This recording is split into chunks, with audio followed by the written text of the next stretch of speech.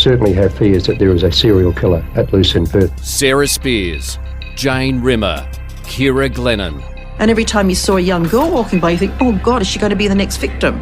Now, one man stands accused. If police are right and Edwards is the Claremont serial killer, he's been hiding in plain sight for 20 years. Today, court heard about a young woman's terrifying night out in Claremont prior to Sarah Spears' disappearance. And later, the trial heads to the UK with a world-leading fibre expert claiming ignorance led to lost evidence. Hi everyone, welcome to day 80 of Claremont in Conversation.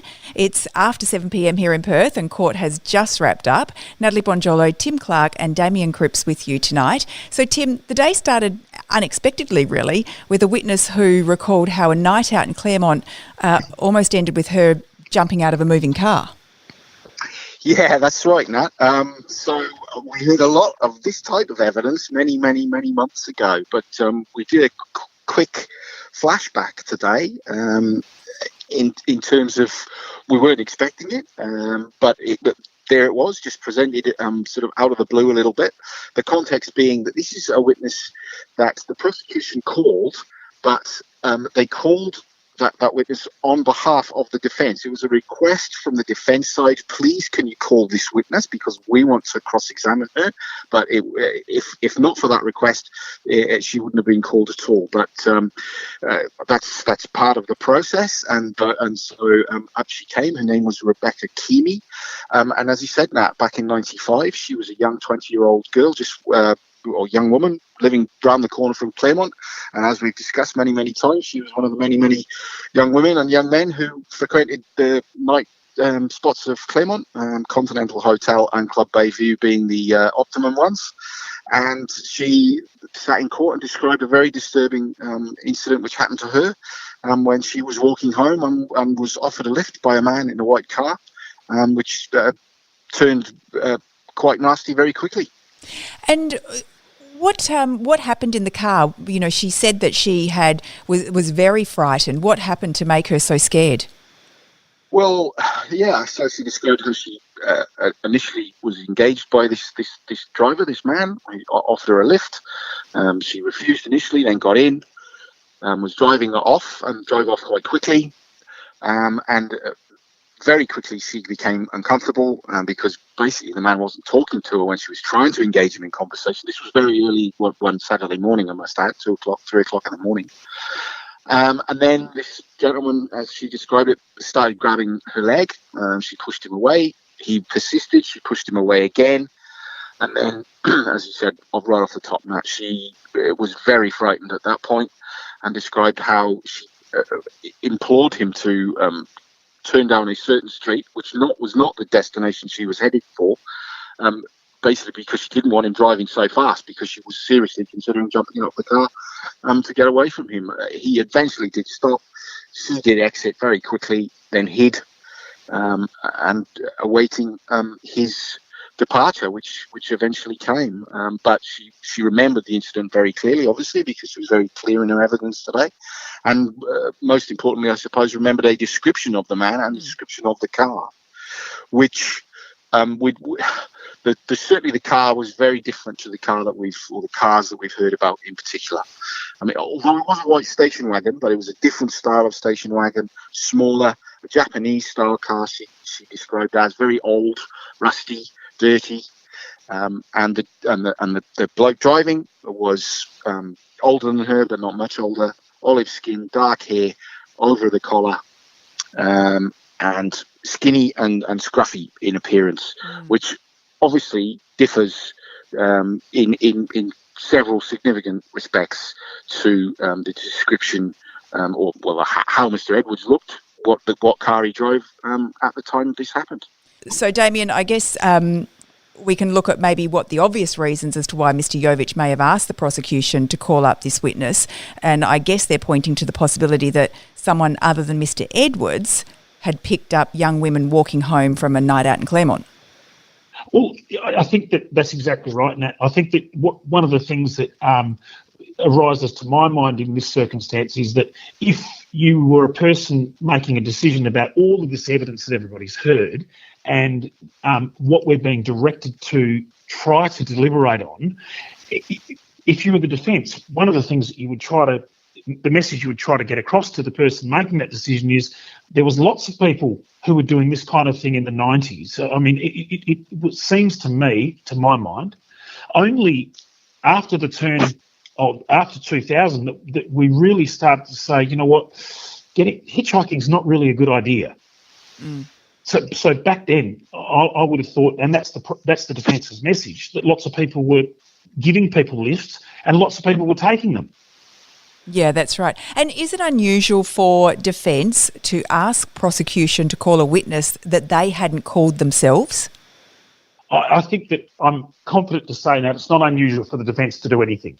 Right. If you put yourself in the defence's position, if you're sitting there thinking to yourself, this is important, it's not necessarily something that we would normally do, or the rules potentially have been set up to allow us to do.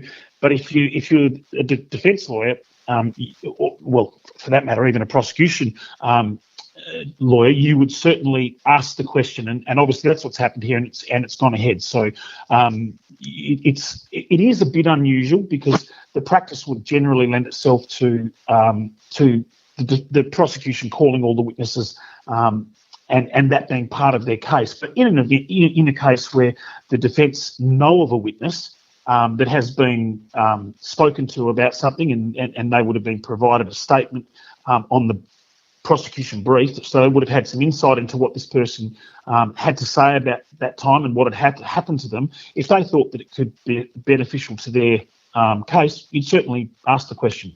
So I'm just curious, on the flip side of that, I guess the prosecution hasn't called this witness for a reason. And Tim, do you speculate that that's because the description of the person who picked her up didn't match Mr. Edwards? Well, that's what you'd have to speculate, given the description that she gave, and particularly the car. The car was the one, she was quite clear, it was a small station wagon, there was no Telstra logo on it, it was a Japanese style car because the only types of cars she knew were Ford and Holdens, and she knew it wasn't one of those, so it was a Japanese style car, and that really didn't fit into the narrative that the prosecution tried to present all those months ago in the so-called Telstra Living Witness portion of the trial, where everyone was quite clear that it was a white station wagon. Some of them even saw a Telstra logo on the side. So that's what you've got to speculate, why they didn't call that witness. And as Damien said, all those witnesses, so she said in her evidence she reported to the police after Sarah went missing. And so that obviously police report was obviously on file, and then she was questioned about it over several years, several times, and all that material would have been on the prosecution brief, which would have been handed to the defence before the trial, and the defence then looks at that and says, well, hold on, that doesn't really fit. Yeah. And then she doesn't get called. And so it's within the prosecution's remit to say to the prosecution, we want to question her, you might not want to, but we do. And then it's up to the prosecution, whether they argue that, Damien, but in this case they haven't. And then there was another witness that came straight after, which was in the same boat. So yeah, as I say, it was a bit of a greatest hits today because we had the Telstra Living Witnesses, and then with this next witness that I just mentioned, we had the privacy screens back up. So we were reliving all our finest moments in a couple of hours at the start today. And you obviously had the partitions had to be erected again, and this was because you were taken back to Wellard and the discovery of Jane's body. Yes, that's right. So a forensic officer was at Jane's scene, Greg Manar, his name was, and actually did touch Jane's body in terms of when it was shifted out of where it had lain for all those days, when it was on the road, and then it was moved again onto the sheet under the direction of Dr. Karen Margolius, the pathologist. Mr. Manar was one of those four people that helped with that movement. But what particularly that the prosecution maybe didn't want him to have to recount, but the defence did, was he's seen in the scene video in particular, not wearing gloves. And at one particular point, he has handed some vegetation by one of the other officers to put into a paper bag some of the vegetation that was on top of James' body.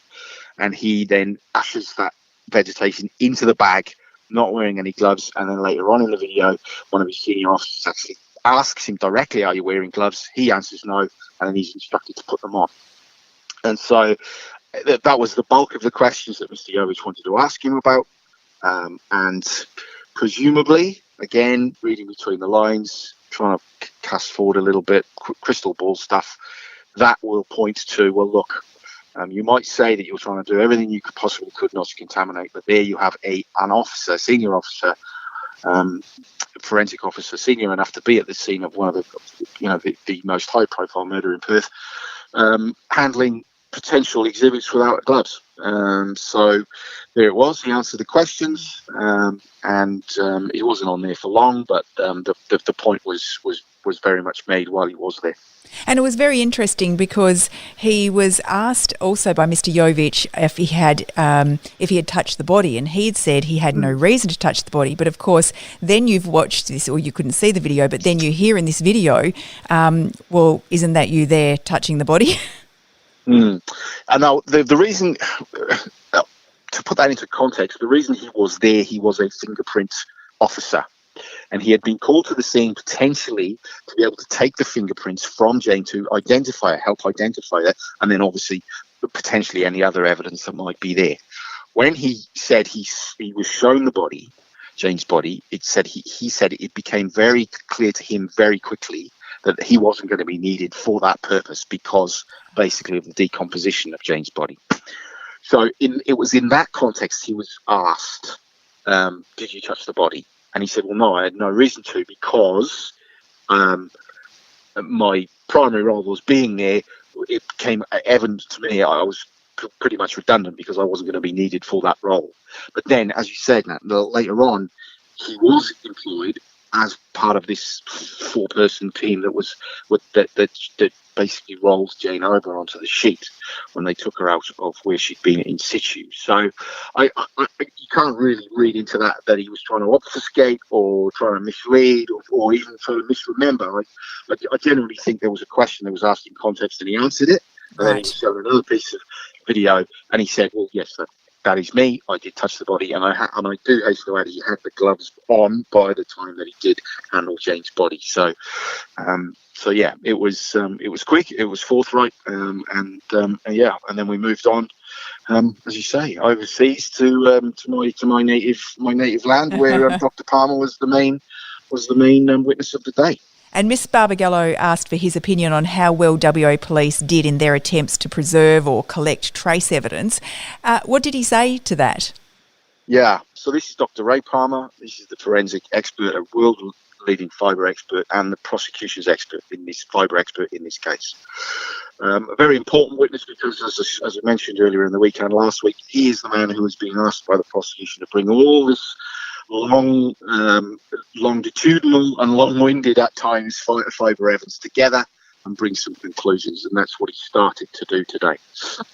But one of the first conclusions, or one of the first comments he made, you would think he might have been working for the defence because he was pretty critical of the way that Jane and Kira's scenes were done and then postmortems were done, and this was on the back of him being sent all this sensitive material as part of the prosecution team to view it, and that is what he's done. And he said very early in his evidence that there was very probably very significant forensic evidence lost in the processes that were employed at the time. Now, he didn't say this was deliberate or anything, or really, he said the word ignorance, but it was ignorance in the word in the context of not realizing the possible potential forensic sources, particularly in the hair of both women, but also on their hands and the like. And he said that from what he saw on the video, particularly concerning Jane, and some of the things were done, he was of no doubt that there would have been forensic opportunities and potential evidence lost in the way that the Jane's body in particular was handled. Right. I mean, I guess, Damien, we've discussed this before with the DNA. This is someone looking at 1990s footage through the eyes of modern forensic glasses. Absolutely. And so even though it sounds to me, the way Tim has described it, that he was critical of the practices, I'm sure that his view has progressed since his view would have been back then as well. So, I mean, that's one of those things where everything's a little bit subjective, even when you're trying to be objective. So he could be sitting here today with the knowledge of all of the processes that we have in practice now, looking back and being quite critical of that, the way it was done back then. But what would be quite interesting was it his view, and perhaps, Tim, this was addressed, in his view, was he operating at a different level at that stage, or was he just being critical of how it was done at the time?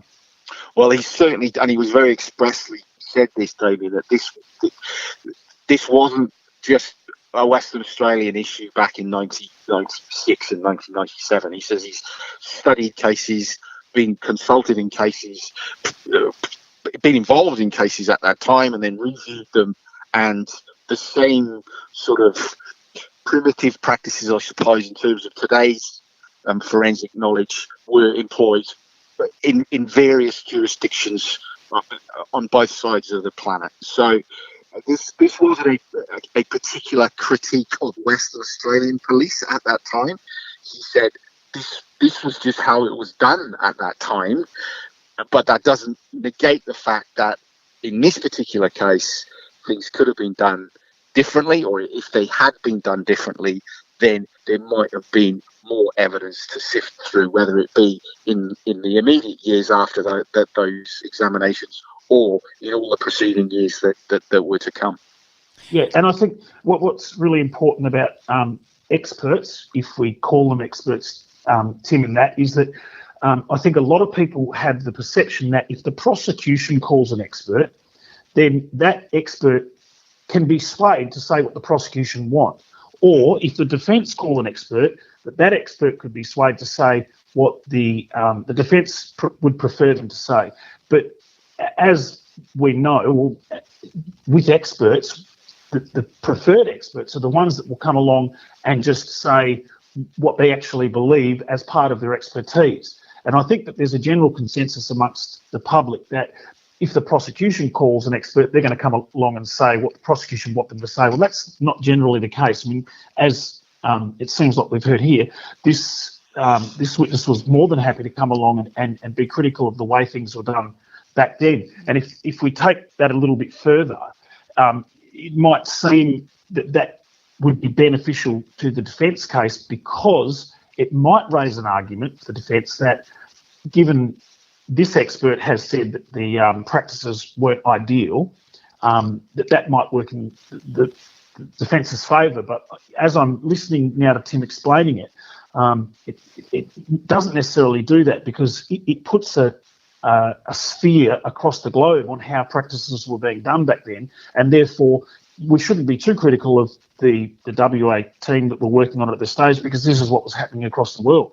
And I guess, Tim, did it go towards explaining why at times there were a lack of critical fibres, which was highlighted by the defence team?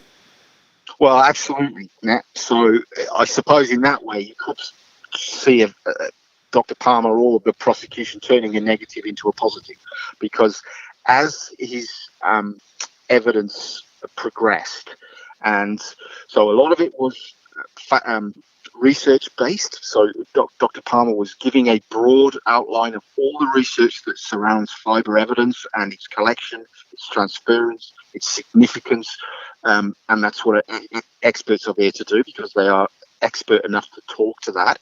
But then what they have to do is hone in on the particular case and use that expertise and that research and those studies to highlight a particular aspect of a particular case, and that's what Dr. Palmer did. And when they got to the fact that there were certain fibres, for instance, that were part of the makeup of the Telstra pants, and they didn't appear in the car and on Kira and on Jane, Dr. Palmer was then able to point to, well, look, there were things done back in 1996. For instance, Jane's hair was washed in a sink, and those washings weren't collected. They literally went down the sink. There was debris that came out of Jane's hair that went onto a green sheet, and that sheet was literally shaken onto the floor. They were just two examples that he'd taken from the post-mortem video. And then he was able to later then to point to that and say, well, look, perhaps if things had been done differently, we might have found those rayon fibres or those other type of fibres, or we certainly might have found more of the fibres that we did find. The word that really stuck out was from the latter part of Dr. Palmer's evidence was he said his opinion, his expert opinion was that the critical fibres that we've gone through were a remnant.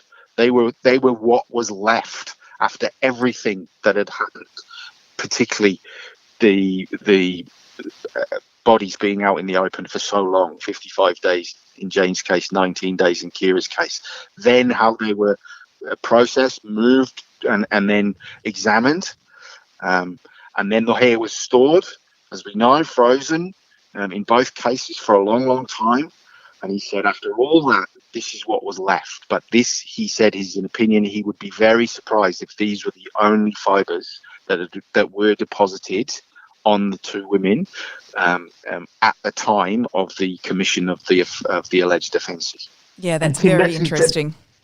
That's his critical evidence, because I mean, in all of the evidence that it seems like he's given, there's very little that is of any use to the person making the decision, because he's talking about things that are not there. So the decision can only be made on the evidence that is before the court. So, but that final point that you raise is the critical part, because he gives evidence. The key part is, in his expert opinion, it's possible that remnants are missing because of this. So that would be the one key factor from my point of view that could assist someone in making a decision. So of the critical 98 fibres that were left behind, that he looked at the database and he's looked at the video and looked at all of that information, did he agree with Reece Powell's conclusion that these critical fibres were corresponding? Well, that's an interesting question, because we've questioned the use of the term corresponding, and Dr. Palmer himself said he wouldn't have used that word. Oh. He would have used the word indistinguishable, which, as a bloke who makes his living out of words, indistinguishable is a lot stronger to me than corresponding. Indistinguishable means you can't distinguish from one thing from another. And that is how he said he would have described all these fibres that we talked about, all these 98 fibres. And then, as I say, bringing it all into context, he talked about the combination of fibres, i.e., there wasn't just grey, there were blue, and there wasn't just blue, there were light grey and dark grey polypropylene, and there wasn't just that, and they were all combinations. When you look at it as a whole, his conclusion, I think, Damien, this is probably allied to the point he's made about the remnants being his key part of his evidence. His conclusions from all that were that if Jane and Kira had not been inside that vehicle, the Holden Commodore, 1BPX080 was the registration number, if they hadn't been in there, he would not expect to see those combination of fibres on either of those women. Oh. So that is a pretty strong statement for a pretty strong expert to make, to say the combination of those fibres is the critical thing, in that you would not expect to see that combination anywhere else unless you had been in that car. And that is what, again, I seem to have said this phrase so many times over the journey of this trial. What are the chances? And Dr. Palmer literally did say that. What are the chances that those fibres, all those fibres, the blue, the grey, the ones from the pants and the ones from the car, basically, what are the chances that those two sets of fibres would be on those women if they hadn't been in that car. And he said the chances were remote. And he based that on some expert research, these studies that I talk about, because experts in this field do these type of studies. The chances of a fibre being replicated, and they go to cinema seats and they go to high traffic areas, public transport, and they take tapings and they have one target fibre in mind, whatever it might be, blue polyester in this case probably. And then they try and find that fibre in all these different places. And in most of the studies, they never find this target fibre, just at random. And so using that expert, using those studies, he was able to bring it back to the case and say, what are the chances that you would find that target fibre? Just looking in the random population, very, very low. And then, on top of that, what are the chances that 2 women would have those target fibres on them? Probably even lower again. Mm. Was he also asked about the fibres relating to the Karrakatta rape victim? Well, yes, of course. And I have to say that woman was back in court today to listen to this evidence. We hadn't seen her for a while, but she did come to listen to this portion of the trial. And what he said, and this is a different context, obviously, because yes, we know Mr. Edwards has admitted this. And what he said of that was, well, if a person that used to work for Telstra did, in this case we know, violently attack this young woman, and her shorts were left behind at the crime scene, he said he would expect to see those fibres on that piece of clothing, given his work history and then the violent history, brief although it was, with that young lady. Very interesting. Damien, do you think, as you're talking about this being an expert, it does sound like it's very strong evidence? It's strong in the context of the fibres. And that, as we've discussed all the way through the trial and that, the difficulty with this is it's one element of a combination of things. And I certainly appreciate that the fibres have become a very significant element in this trial. So the answer to your question is, I think that in my view, remembering that I'm not in court, I'm getting the information the same as the listeners are. In my view, this witness was very important to the prosecution because he tied up some of, now I shouldn't say tied up because he attempted to tie up, let me put it that way. He attempted to tie up some of the loose ends. So in doing that, what he's done is tries to cut off the defence at the pass in saying, we anticipate that what the defence will say potentially in their closing is that there was fibres that were not found. So this expert says, well, that's something that I would expect.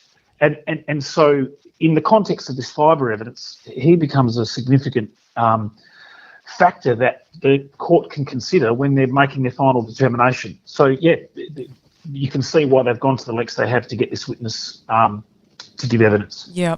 And I guess in that same vein of cutting off the defence at the pass, was Dr. Palmer also then questioned about fibre cross-contamination? Because we would expect that the defence would go there. Yes, he was a little bit in that. It was a brief section, but it was there. So Dr. Palmer had been given, because he hasn't actually been able to come to Perth physically, he is relying on all the information being given to him, obviously. And part of that information was the Chem Centre providing him with all their protocols and standards and everything they try and do to try and prevent any contamination whatsoever. He stressed, as every scientist I think in this trial has stressed, you can never say never. It's impossible to rule it out 100%. But what he did say was, on all the knowledge, all the information he's been given about all the practices, both general and particular in this case, in terms of never inspecting the victim and the suspect material together, the time and geographical distance between some of the exhibits. The fact that a lot of the critical fibres from the girl's hair were found many, many years before the car was impounded. And then the pants came into the equation as well. So the chances of contamination there were very, very slim. So he was going on everything he's been told, obviously, and he gave the scientist's caveat that you never say never. But he said again, he would find it unlikely or remote that any of these fibres could have come into evidence via some contaminant source. I'm sure we'll hear more on that down the track. I'm sure we will. Yeah.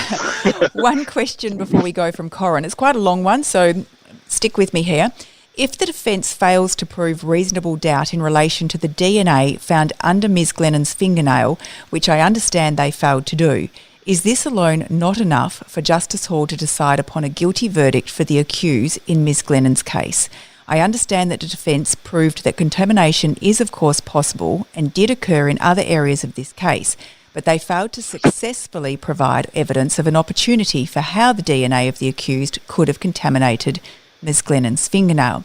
Therefore, we are left with the fact that the DNA of the accused, or DNA that is a very high chance of being from the accused as opposed to any other person, was found under the fingernail of one of the victims with no reasonable doubt presented. How then could the verdict for the crime against Ms Glennon not find the accused guilty, regardless of all the other circumstantial and fibre evidence that's also been put forward? Well, it's a good question, Corin, and you should be commended on the amount of thought that you've put into that. I do see, just from my point of view, I do see some mental gymnastics going on in that question. Yes. And I say that with respect, because this is the problem that the legal system presents to people, is that you staying on top of which side you're flipping to and how you're going to approach the question. I think the most important approach to that question is, you started out your question by saying if the defence fails to prove reasonable doubt. The first thing to say about that is that the defence are not obligated to prove reasonable doubt. Reasonable doubt is something that has to arise in the mind of the person or the jury or the judiciary. So I'm not sure whether I'm that comfortable with canvassing the question that way, because the very basic principle is that the prosecution have to prove beyond reasonable doubt. So it's not for the defence to disprove or prove reasonable doubt. So it's a bit of a difficult concept, but I certainly understand the concept that Corin's talking about. So I think that the best way to answer that is that if in your mind, Corin, you're satisfied that the DNA from Miss Glennon's fingernail is not contaminated, that's the best way to approach it. Don't worry about whether the defence have proved anything. Just in your mind, if you're satisfied that the DNA is not contaminated, well then you are satisfied that the prosecution have proved that beyond a reasonable doubt. So, and in doing that, then the question goes on: is that the point when the judiciary can decide whether the accused person is guilty in relation to Miss Glennon's case? I think that is certainly a strong element towards that. And I'm not saying that I'm convinced that's the point of view. What I'm saying is that it seems from your question that you've already formed the view that you're satisfied that the DNA wasn't cross-contaminated. And would that be enough to be satisfied beyond a reasonable doubt that in relation to Miss Glennon's case, that the judiciary could find the accused guilty? My answer to that is, and remember, I'm just a lowly defence lawyer, my answer to that is no, because I think you need to, with the same amount of attention you've applied to that, you need to apply to all those other things you've raised at the end of your question, the circumstantial and the fibre evidence. They're all things that have to be considered in conjunction with your consideration about the DNA under Miss Glennon's fingernail. So The answer to your question from me, and I can't speak for everyone, and I know lawyers always do that, but in trying to help you with the mental gymnastics of this, the starting point is, have the prosecution prove something beyond a reasonable doubt. And if you are satisfied in your mind that they have, turn your mind to the next question. What's the next question, okay, in relation to Ms. Glennon's case? And if you can go along through all the questions, you're confident that the prosecution have proved beyond a reasonable doubt, and it gets you to a verdict of guilty, that's the way to think about it. Has the defence disproved something? I'm not sure that disproved is the way to approach it. I think that has the prosecution proved beyond reasonable doubts? Have the defence put anything in the way of those of you proving that? It's mental gymnastics all the time, and that's why all through this podcast, and I think across the state and possibly across Australia, people have been mindful of the job that this judge has ahead of him, because there's so many things, there's so many elements that you have to consider in conjunction before you can get to a verdict appropriately. Sorry for the long-winded answer. No, that's well, if it comes to mental gymnastics, then obviously Justice Stephen Hall is an Olympian at that. So this is why he is sitting where he is at this time. So another late sitting tomorrow to accommodate Dr. Palmer in the UK. Do you expect, Tim, that we could have some more living witnesses prior to him? We're not sure, Nat. We're not sure. We think we are going to get some live witnesses at least, as well as Dr. Palmer on the video. But no, we weren't given any idea who they're going to be. So to leave the listeners in suspense there a little bit, and hope they'll trust us enough to come back and see what the next day brings. But it will bring more of Dr. Palmer's evidence, certainly. And there's a little bit to go with that. One last interesting point that I'll leave everyone with. We actually found out today who the defence fibre expert is going to be, and that was done in the introduction to Dr. Palmer's evidence, and given all the information that he'd been given. And the last bit of that information was a report from the other side, if you want to call it that. And it turns out that the defence expert fibre witness is someone very well known to Dr. Palmer, someone he's worked with at the Forensic Science Services in the UK for many, many years.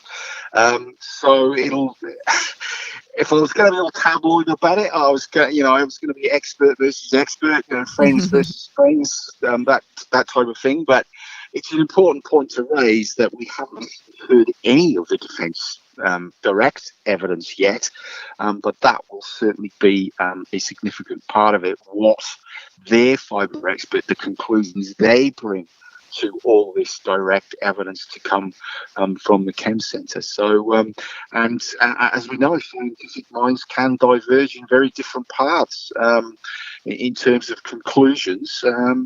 And so it'll be interesting to see what the second opinion, I suppose, if you want to put it that way, that to come on this fibre evidence, which we've studied for so long now. That will be very interesting. Tim and Nat, just before we go, Tim had the opportunity to have one last say, and I'd like to take that opportunity myself. never. We didn't say this is a democracy. No, I understand. So I'd like the opportunity to re-examine, if I could put it that way. One of the things that occurs to me when I'm just considering Corin's question, and I'm sure the listeners will shake their head when I say this. And I probably say it because I think that it's something that people should consider, because a lot of this trial has been about the legal system. A lot of this trial is about the process, and people who are interested in the process have, as we've experienced, have taken it on board and listened to the podcast and sent questions in and everything. And one of the things that I think is really important to raise as we get to a point where potentially the prosecution case is coming to an end, when the judge delivers his reasons for whatever he finds in relation to all of the cases, the reason why these things take so long, and the reason the trials take so long, and the reason the process is sometimes so laborious, is because everybody is trying to protect themselves against that magnificent thing Tim and Nat called an appeal. Yes. Yes. And so every time you're thinking to yourself, oh, this looks like a path that somebody could go down, and it would seem like it could go quite quickly down that path. What the parties are all trying to do is make sure that they tick every box and make sure that they're protecting themselves against if the matter comes for appeal. So, for instance, it occurs to me, if the defence fails to prove reasonable doubt, if the judge said something like that in his reasons, just one simple miswording in his reasons, that may be, I'm not saying it is, but that may be a reason for appeal. So this is why the mental gymnastics are so important all the time, because obviously with a case with such a high profile and such high stakes for everybody, everybody knows that just around the corner is if the defence is successful, the prosecution will consider an appeal, and if the prosecution is successful, vice versa. So, I mean, potentially, this has a long road to travel. I concur. And that is the final word. Thank you both so much for your time. I know it is so very late, so much appreciated. And thank you for joining us. We'll be back tomorrow with Tim and forensic scientist Brendan Chapman for day 81 of Claremont in Conversation. This podcast is hosted by Natalie Bonjolo, produced by Kate Ryan, and recorded in the studios of 7 West Media. Sign up for daily emails and all the latest on the Claremont trial at thewest.com.au. And if local news delivered differently appeals to you, tune into WA's newest morning show, The West Live with Jenna Clark. It's talkback radio, but without the interruptions. Listen live weekdays from 8:45 a.m. on thewest.com.au or catch up with the podcast.